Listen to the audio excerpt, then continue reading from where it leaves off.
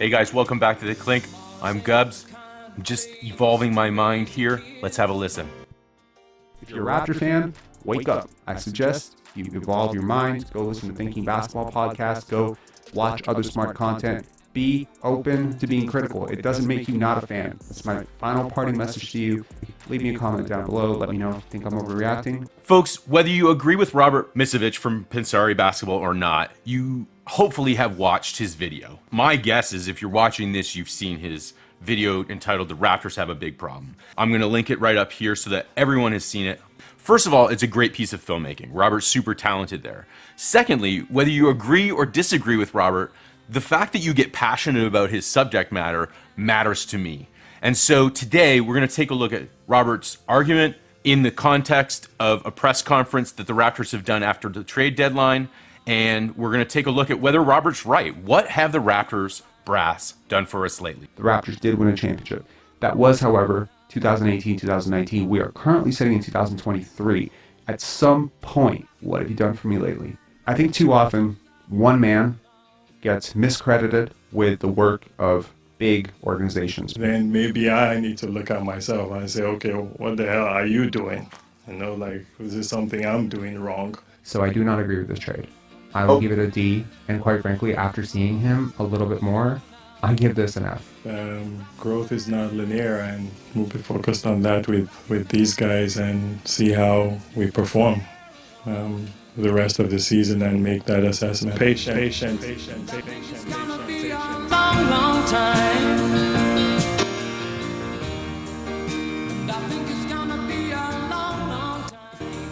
Okay, Rob starts his journey kind of looking at the pre-championship era as well.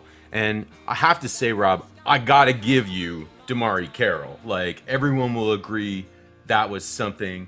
But it is notable that DeMar Carroll's frame and what he was expected to be when he arrived here, the member of the Atlanta Hawks that was so prolific in running these kind of players, he did become, in a weird way, the model of what we started to search out. So although Carroll himself didn't work out, I have to say that Carroll was a sign that they were already hunting for something that they thought they were getting with Carroll. When you get to criticizing DeMar and Poeltl leaving and saying the timing was wrong, I just don't understand that argument. I gotta say, Rob, because without that trade being perfectly timed, we don't get Kawhi. So I don't know how you criticize the upper management for getting Kawhi for DeMar and Poeltl and arguing we traded them at the wrong time. That one I can't give you. And then you don't even mention the biggest trade, one of the biggest trades in NBA history in terms of trade deadline trades that affect the outcome of the championship in a positive way. The Marc Gasol trade is one of the, like, just staggeringly A+++ moves this franchise has ever made, or any franchise, I think. So the Gasol trade that you don't mention is a big one. After the championship seems more important to me. Gasol and Ibaka, you've been critical of them walking, but I'd argue that given where the franchise was at money-wise, it made sense to let them walk, given what they ended up getting. Clippers took Ibaka, and Gasol went to the Lakers for quite a bit of money. So I can understand the franchise not doing that. I think we can all agree that the franchise exceeded expectations after the championship in losing Danny Green and Kawhi. And I don't think there's anything the franchise could do to stop those players from leaving. Pascal was in a development year. It really showed in the playoffs. We still went to Game 7 with the Celtics. I think that year's a win. The following year, we're trying out things like, I forget what year's what now, but like Terrence Davis, Matt Thomas, Hollis Jefferson, Stanley Johnson, Aaron Baines follows the next year. And we can all admit some of these are failures, but you can see they're trying to tinker and get cheap pieces that might work at bargain basement prices. Ultimately, they flopped. That is with the exception of two. I have to say that turning Terrence Davis and Matt Thomas into 2 draft picks in the second round, when we had none at the time, that turned out to be Delano Banton and David Johnson, that's a win-win for me. I know some people are going to be critical of David Johnson. I know Robert himself has David Johnson on his list of low IQ players, which is a big list at this point. I don't. I've had the chance to speak to David at a bowling thing that the Raptors 905 did. He is a great young man. He has stayed in Toronto because he appreciates his development there. He understands his role, and I can say from watching him firsthand, you see when David is on the court that he impacts winning and that his presence can be felt. It's just not consistent for him yet, but he is helping development of all the players around him at the 905 with just his winning attitude. Before we get to the draft, the 2021 draft, the big one I think is going to be Normie, right? So Normie's the next point of contention, and I don't know what Robert's take was on originally getting Gary Trent Jr. for Norm, but I do know that he was critical of extending Gary Trent Jr. after that season was over. It's going to be Norm for Trent because Norm's going to cost more. And then when you look at the deal, they're earning the same amount of money per year. And Norm's on a team-friendlier deal because he's on a 5-year contract with I believe a team option for the 5th year. That's a much better deal for Portland. So Portland really, really fleeced the Raptors on this one. I don't care, 22, 32, 27. It doesn't matter. He's not going to become Norman Powell for you. So I think this was a terrible deal for the Raptors. If you can't tell from my animation, I have never cared more about. This is DeMar Carroll all over again. I think that was a little bit of Misovic hyperbole there for effect, but I disagree that it was a bad move. It kept us under the luxury tax that year, and it gave us Gary Trent Jr., a player that we were going to look at and see how he played out. Not only did he extend the timeline for when we had to make a decision on that large contract, but he's, in hindsight, I don't know how Robert doesn't see that Gary Trent Jr. not only did well, but he exceeded expectations on the defensive side of the ball, especially running a system that's based on possessions and turnovers. He's been outstanding. Sometimes he lets up some easy buckets, no doubt about it. Gary's game is not done being polished. This was great. And not to mention, we did Normie a solid and gave him a playoff run with Portland. Folks, Robert Misovic is such a Scottie advocate that he just gave Blake Murphy shit for suggesting that Scottie has played bad this year, and Blake came on his show to apologize. Robert is a huge Scottie fan, and he's the first person to tell you that he projected Scottie, and he scouted him for so long, and he knows his game so well, he's been watching him forever. And we all know that Robert's favorite question following that draft was, I want to ask you first, where were you mentally at with the Scottie Barnes pick on draft night? If anyone caught my pre-draft interview with to the point, I had Barnes number 3 on the Raptors board. Can you get me a crystal ball, or are you like Nostradamus or something? Because you predicted Scottie Barnes being taken by the Raptors. Indeed, Robert was touting Scottie Barnes pre-draft on to the point, skipping king. Can you please explain to us and everybody else out there why you chose Scottie Barnes? Well, first, I just want to go through my top 5. Right? My number 3 pick, which you alluded to, is Scottie Barnes. Scottie Barnes is a small ball center, and, his shot has improved a little bit, and I think he's done really well at the pro day. I think scouts really like him, and, I'm not suggesting the Raptors pick him at 4. What? I'm not suggesting the Raptors pick him at 4. I'm not suggesting the Raptors pick him at 4. 4, I put Jalen Suggs. I think he's an ultimate winner, consummate professional.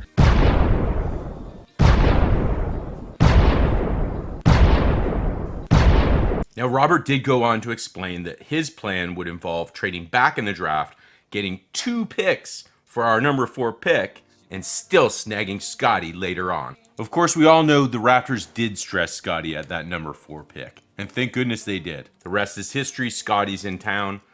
I find it infinitely ironic, however, that the man that ran to Scottie's honor and defense against Blake Murphy for fear of Scottie's feelings getting hurt, if that man were in charge of the Scottie Barnes draft, I'd be watching Scottie Barnes play home games live on my NBA TV account, because Scottie wouldn't be in Toronto. There was no way you were going to go back in the draft and get Scottie and another pick, because he would have got picked before the picks that were potentially available from teams that had 2. I digress. Let's carry on in our pursuit to take a look at whether the franchise has bumbled its way through existence ever since the championship. After the season, they give Utah a multi-year contract. This is important, actually, because it's a type of contract that we're going to see again. So they do this to make sure that a certain player they're interested in has incentive to come to our camp. They also did this with Svi.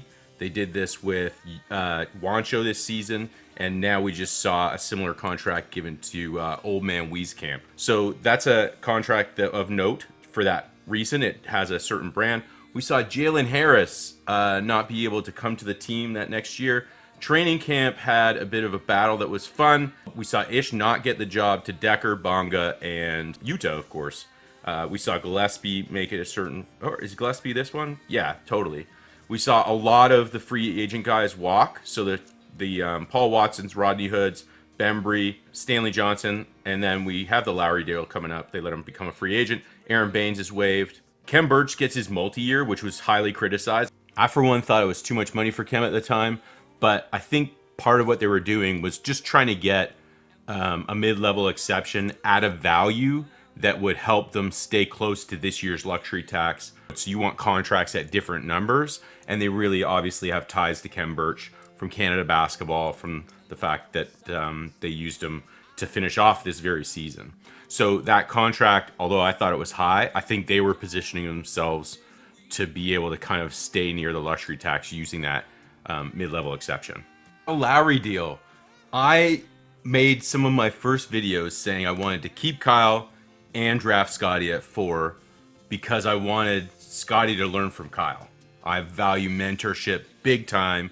A lot of my opinion pieces have to do with culture and mentorship and not receding to the dark ages of what this franchise was before it had a winning culture. So I'm not a blow it up and have a bunch of young guys figure it out kind of guy. I believe in championship pedigree and not getting rid of our ring bearers if we can help it.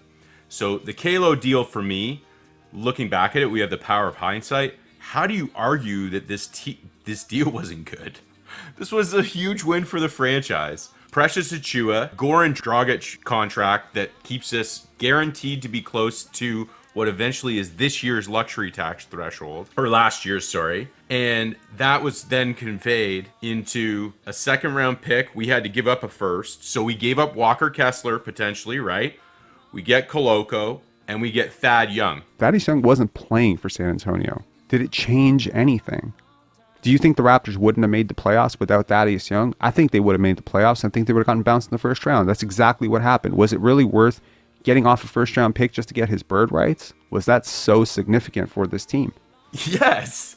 Yes, it was.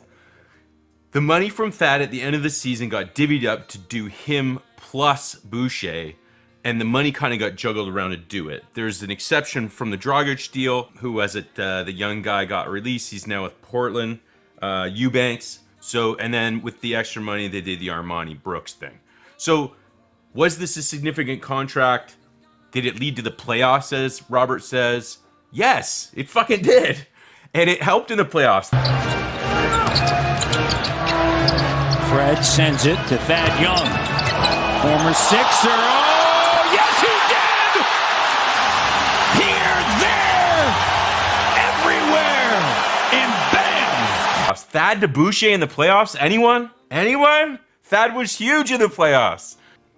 And our boys winning those 2 gritty games scared the living shit out of Floppy Joe and old man Rivers.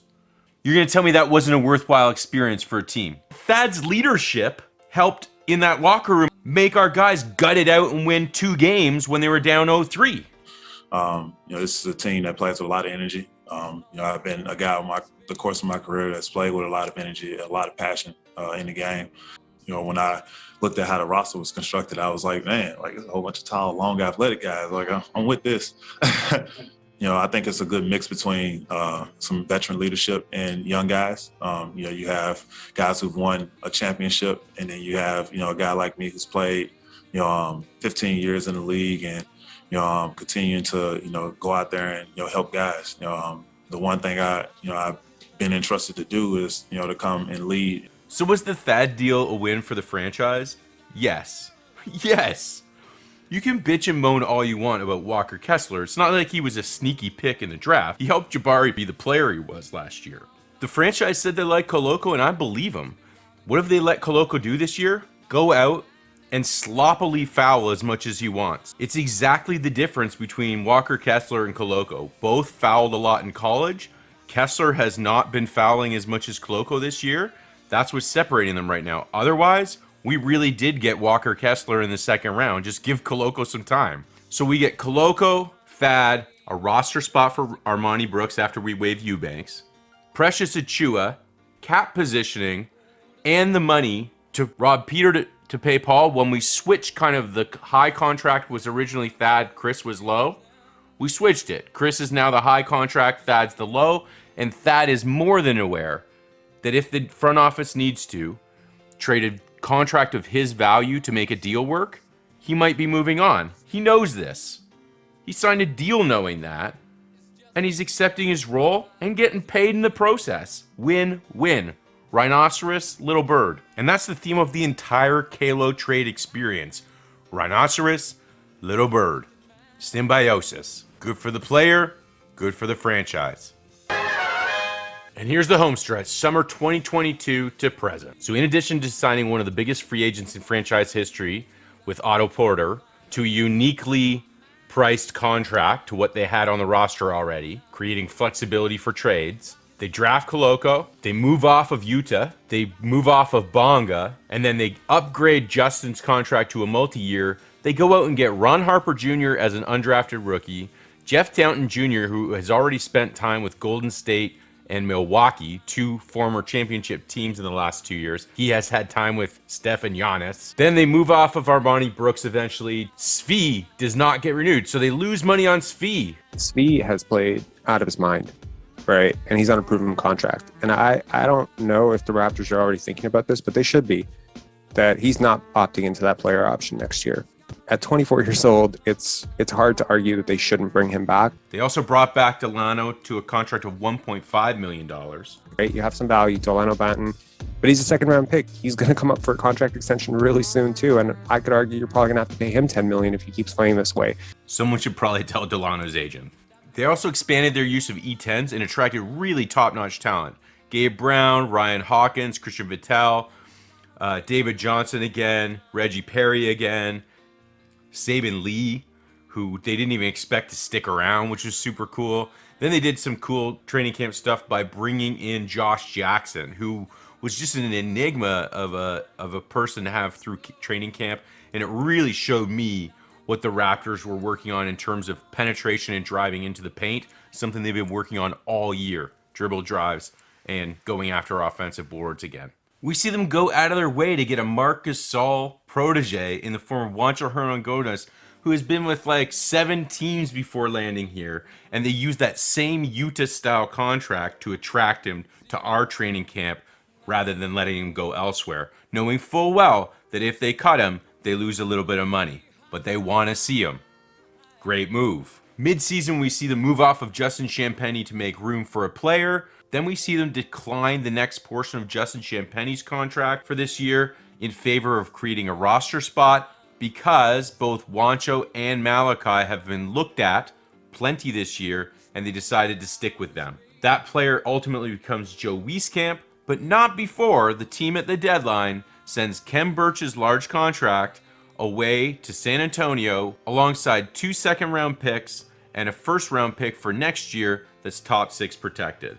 So if they completely shit the bed next year, we get our pick, but they don't plan on going down in the standings, so they don't mind being top 6 protected. San Antonio likes that deal. They take Khem off our hands. We get freaking a very improved team on the court. We get an improved team off the court in the spiritual sense, in the chemistry sense with Poeltl. But most importantly, it's what they do to the books. Check this out. Here, let me move Justin out of the way and make it bigger. They leave us $2 million, less than $2 million, below the luxury tax threshold for this year. Defer any need to deal with that until the summer. They'll have 3 premier free agents that all have bird rights. We could extend them all and go into a luxury tax year if we don't get the deals we like, because what's important is that we position our salary. Remember, we also went out and got old man Joe with this money. So we've fixed our roster for this year. If it does well, great. Our pick gets a little bit worse this year, but we build some momentum for next year. If we get into the play-in or a playoff spot, great. If we don't, the pick gets better this year. We can fill a hole that way. In conclusion, so what have the Raptors done for me lately? They've completely impressed the shit out of me. This stat alone, after the Wieskamp Poeltl deal and moving Khem's contract in exchange for some picks, if you like Downton, if you like Harper, if you like Koloko, we don't have the roster space. If you don't believe me, go count up your favorite Raptors on the roster sheet and tell me where you land in the comments below. Potential blockbuster. Our position relative to the luxury tax threshold also opens up what I call the Bradley Beal multiverse. Let me show you how it works. Okay, so here we have our payroll. Pascals here at 35 right now. Next year he's going to be at 37, right? So if he decides that he doesn't require a supermax, and this is possible, if he decides he just wants a shit ton of money but not a supermax, he wants to win rings, look what can happen. We can then bring in a guy that is on a supermax, like a Bradley Beal, or we'll go down the list, okay? So here's some of these high-end players, but we can then keep Pascal and add a supermax player to our team. Look, let's say Kyrie does what Kyrie does, and he totally mind fucks the shit out of Luka Doncic, and he's just pissed at the franchise for bringing him such a toxic motherfucker to his team. Luka's 40. We would go over here. We'd have Fred's 30. I'm still trading Fred. You could do anybody you want, and we could throw in Thad. That would be 30 plus 8, which would be 38 million, and we would be able to bring a disgruntled Luka north of the border. He's a foreign player onto a challenging team.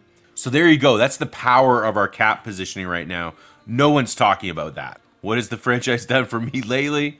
Made me very, very excited for summer. I think this franchise is in fantastic shape and the envy of the league. Lastly, I want to thank Robert Misovic for being the man stirring the drink. Thank you so much for inviting us all to leave our comments after your video. Robert, you and I often draw completely different conclusions, but we see the same pivotal time before the Raptors franchise, and I applaud you for bringing people onto especially your live show where you take the calls. That is such a special forum that I think it's so good for the fan base to have more and more things like that.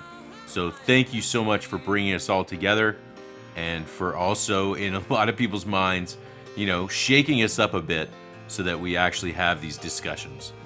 Lastly, I am 100% in agreement with your notion Scottie Barnes is a player you could build a franchise around. Thank you to the rest of you for all of your support, and I hope you'll leave comments below about what blunders you think I just mentioned. Do you think some of these things are terrible moves? Are they? Are they not? Are you firing Nick Nurse, Masai, Bobby? I'm not. I'm staying pat. I'll probably even keep the trainers around. I'm looking forward to a play-in, I think, this year, and I can't wait until we become the next Pelicans or Memphis Grizzlies from 2 years ago. Remember, it's all about the Larrys, guys.